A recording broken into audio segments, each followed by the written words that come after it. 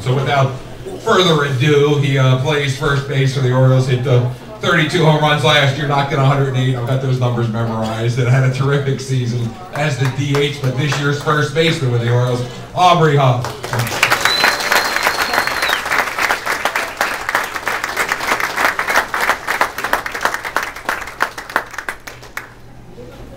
Grab a seat there, Aubrey, and we'll chat a little bit. I was thinking when I was driving down today a little bit about, you know, we always talk about the game itself or whatever after a game's over, but little do a lot of the fans know about just how players get interested in baseball. Let's go back to maybe for a second when you were a kid. Memories of when you first got interested in the game, picked up a bat, or even started playing a little bit of baseball. Tell us about that. Well, I guess growing up, my mom and my dad, they played beer league softball, and just for fun, and they always bring us to the games, and always got interested in doing that. And as a kid, my grandma used to throw me little underhanded plastic balls with a little plastic bat, and I would hit it up against her house, and got me interested in that.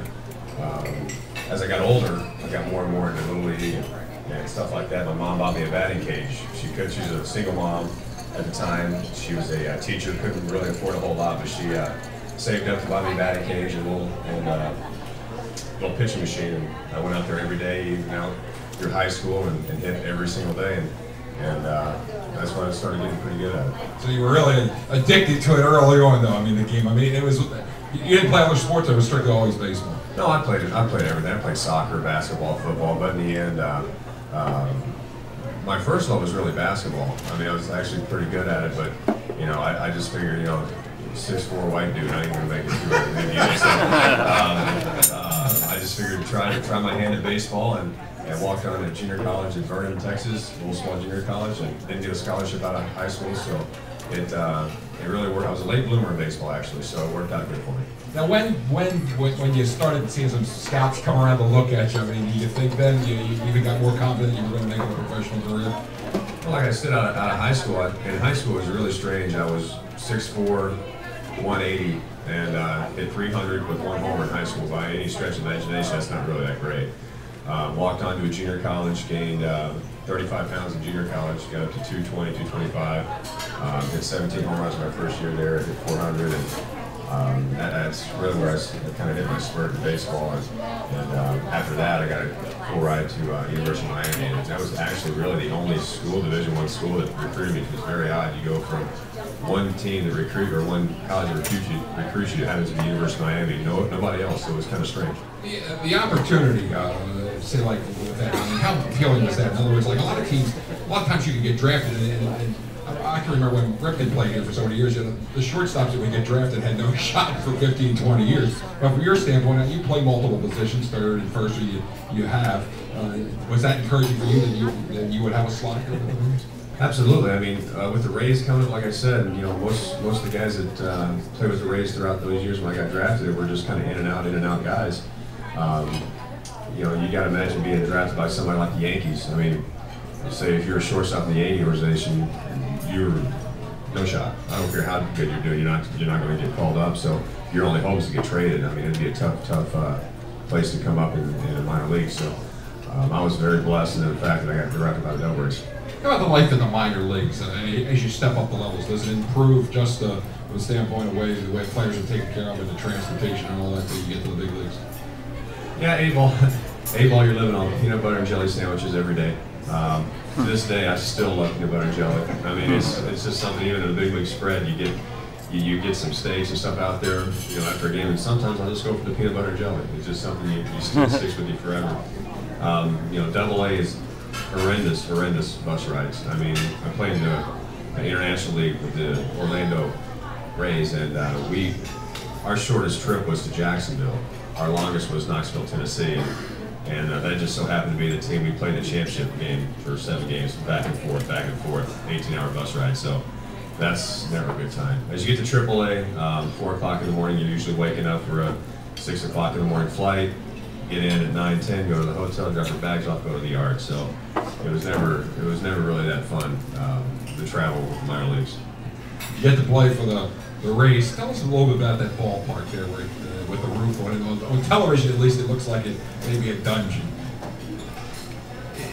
Well, they've done some good things with it recently. In the last couple of years, they put together a new scoreboard in the outfield. They've really dressed up nice on the outside and on the inside. It's actually playing in it's actually nice to go there now.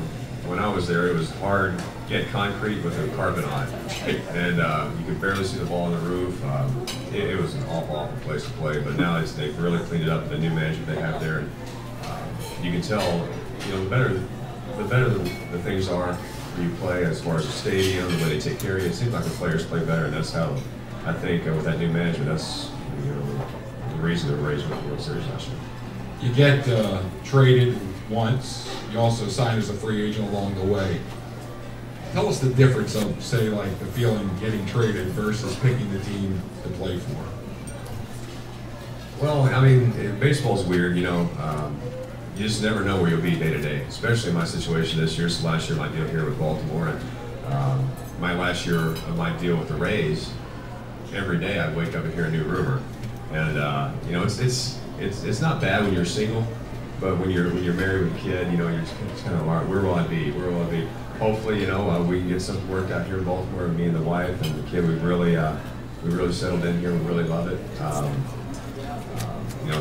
Obviously the 07, everybody knows what happened in 07 with me. And, whoops. I wasn't going to bring that up. we've grown really to love Baltimore, and we've had a really good time here. So where do you hang out now?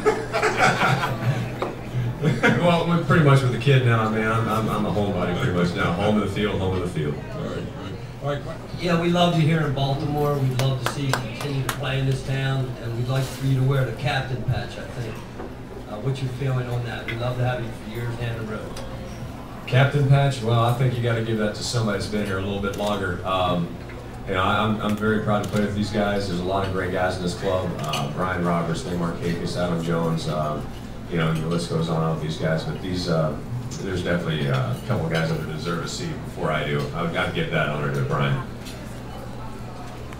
Aubrey, in regards to let's say like last year, DH now playing first base. Obviously, you've been a defensive player before, but tell us a little bit about the difference in a season, say where you're strictly almost a DH versus playing as an everyday defense and offense player. Well, the legs are definitely fresher as you go on through the season. DHing, I'm one of the few guys in the league that actually enjoy it every now and then. A lot of guys can't stand DHing. I think it's a good thing to do to get your legs under you. Maybe play 5 days a week at first base. Maybe get 2 days the DH just to keep you fresh. It is a long season, 162 games. It's tough. So anytime you can DH, take advantage of it, and kind of relax the legs. Oh my goodness. Guys, just as a reminder, we're doing one autograph per person. Oh my Get God, everybody sorry. a chance to get something. So I asked her, I have like all